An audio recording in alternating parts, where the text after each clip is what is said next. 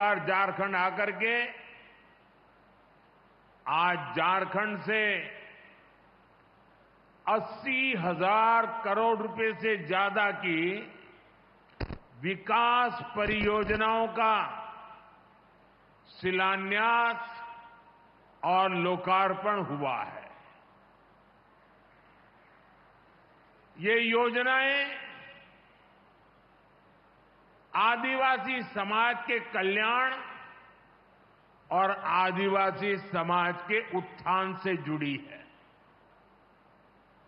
ये भारत सरकार द्वारा देश के आदिवासी समाज को मिल रही प्राथमिकता का प्रमाण है। मैं सभी झारखंड वासियों को, सभी देशवासियों को इन विकास कार्यों के लिए बहुत बहुत बधाई देता हूं। साथियों, आज महात्मा गांधी पूज्य बापू की जन्म जयंती है। आदिवासी विकास के लिए उनका विजन, उनके विचार हमारी पूंजी है।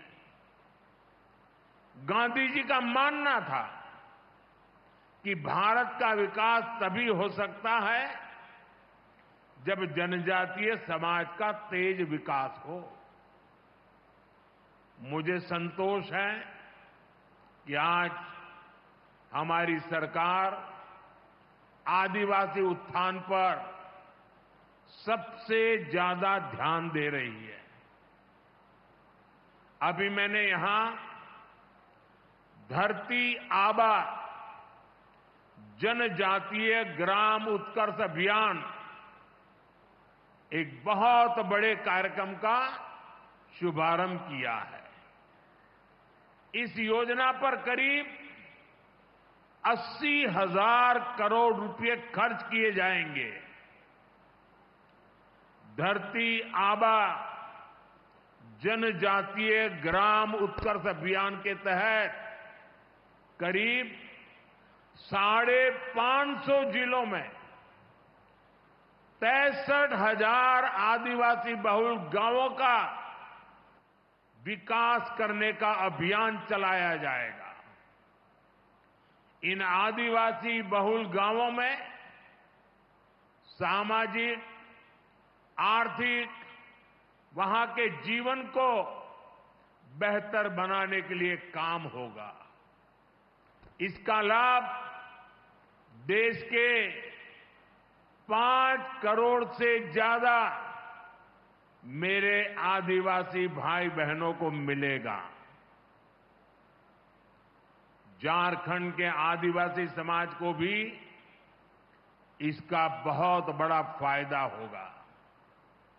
साथियों, मुझे खुशी है कि धरती आबा जनजातीय ग्राम उत्कर्ष अभियान की शुरुआत भगवान बिरसा मुंडा की धरती से हो रही है।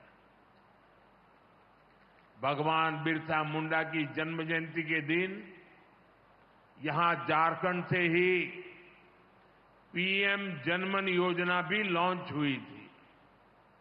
अगले महीने 15 नवंबर को जनजातीय गौरव दिवस पर हम पीएम जनमन योजना की पहली वर्षगांठ मनाएंगे। पीएम जनमन योजना के जरिए आज देश के उन आदिवासी इलाकों में भी विकास पहुंच रहा है जो सबसे पीछे छूट गए थे। कोई पूछने वाला नहीं था। आज यहां पीएम जनमन योजना के अंतर्गत भी करीब 1350 करोड़ रुपए के विकास कार्यों का शिलान्यास हुआ है। इसके तहत अति पिछड़े आदिवासी इलाकों में बेहतर जीवन के लिए शिक्षा, स्वास्थ्य और सड़क जैसी सुविधाओं का निर्माण किया जाएगा। भाइयों और बहनों, इस एक साल में ही पीएम जनमन ने झारखंड में कई उपलब्धियां हासिल की हैं। अति पिछड़े 950 से ज्यादा गांवों में हर घर जल पहुंचाने का काम भी पूरा कर लिया गया है। राज्य में 35 वनधन विकास केंद्रों को भी स्वीकृति दे गई है।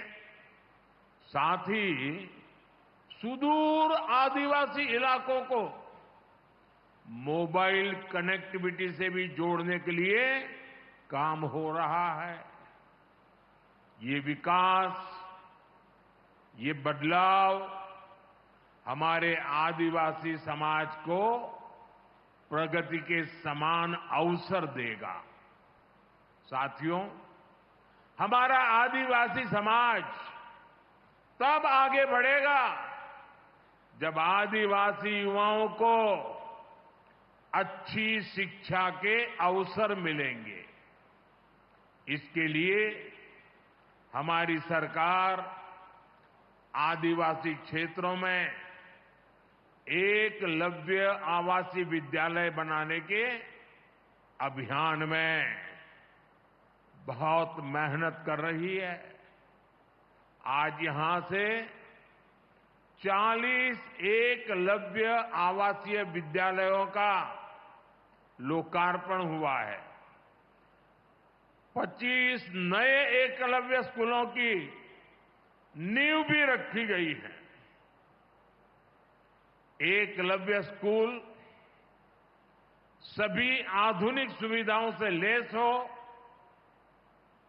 वहां हाई स्टैंडर्ड की शिक्षा मिले, इसके लिए हमने हर स्कूल के बजट को भी करीब 2 गुना कर दिया है।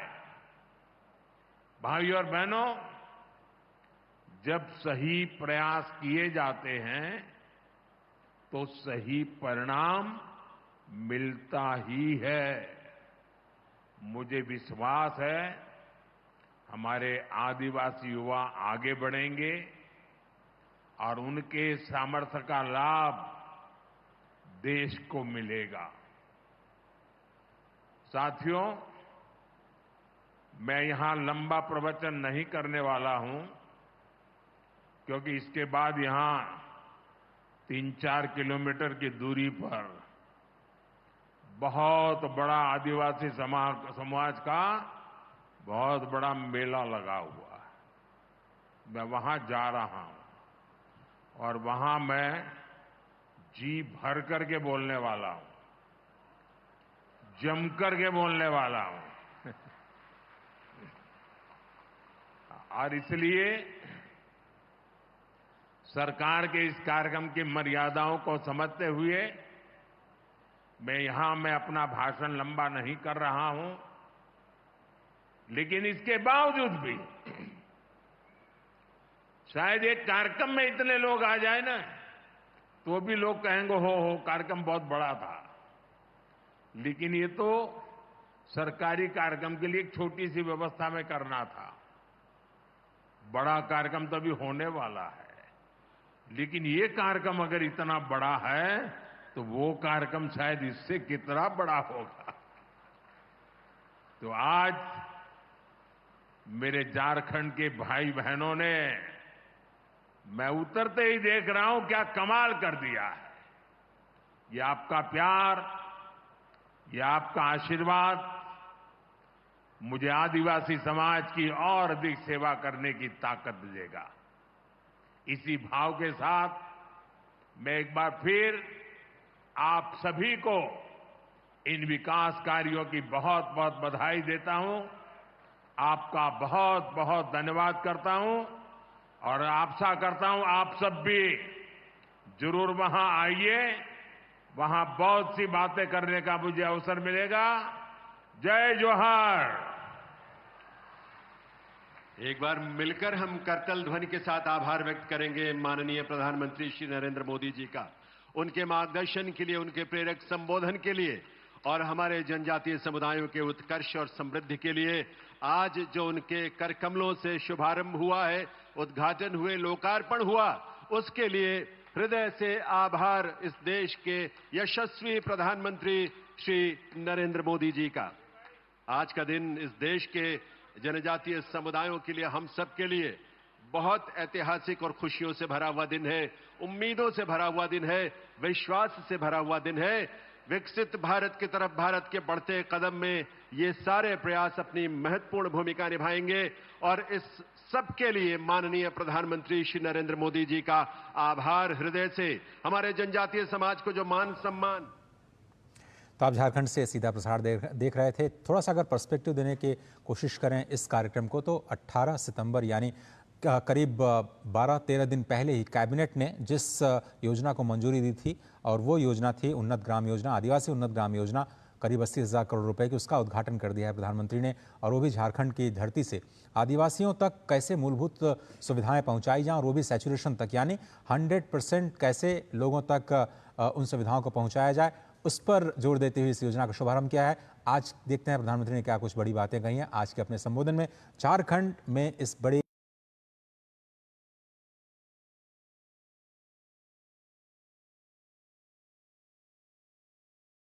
जम्मू कश्मीर के डीएनए में बड़ा स्ट्रॉन्ग ब्रदरहुड है। ना रिलीजियस डिवाइड है यहाँ पे, ना यहाँ कास्टिज्म है, ना यहाँ पे ग्राउंड पे आपको दिखेगा कि छुआछूत है, या ये दलित वर्ड तो हमने सुना ही नहीं था। It came from media to Jammu and Kashmir. हमें ये भी नहीं पता था हिंदू मुस्लिम कौन होता है, हमें ये भी नहीं पता सिख हमारे से अलग कैसे होते हैं। ये जो बात कर रहे हैं ना, वो असल जम्मू कश्मीर, और जो पार्लियामेंट में जो लोग हमारे लिए डिसीजन लेते हैं ना, वो जम्मू कश्मीर के बारे में एबीसी भी नहीं जानते। जो हकीकत है ना, वो हिंदू मुसलमान नहीं है। जब हम लोग अपनी will say union of India में जुड़े, तो शेख मोहम्मद अब्दुल्ला ने जोड़ा ना, मुसलमान था। महाराजा हरी सिंह बिल्कुल तैयार थे कि जम्मू कश्मीर प्रिंसली स्टेट थी, इंडिपेंडेंट कंट्री बननी चाहिए। उनकी कैबिनेट में मंत्री कौन थे जिन्होंने उनको मजबूर किया कि आपको यूनियन ऑफ इंडिया में नहीं जाना है? वो थे राम